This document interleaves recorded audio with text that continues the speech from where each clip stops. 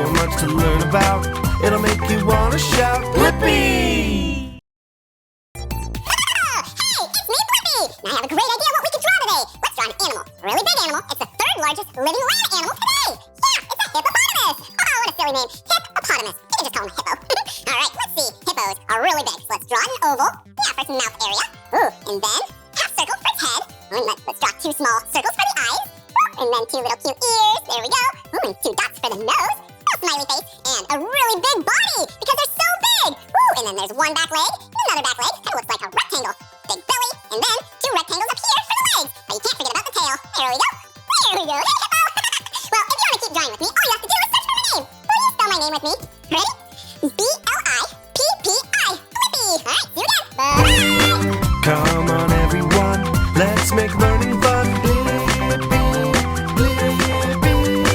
So much to learn about, it'll make you wanna shout, Blippi!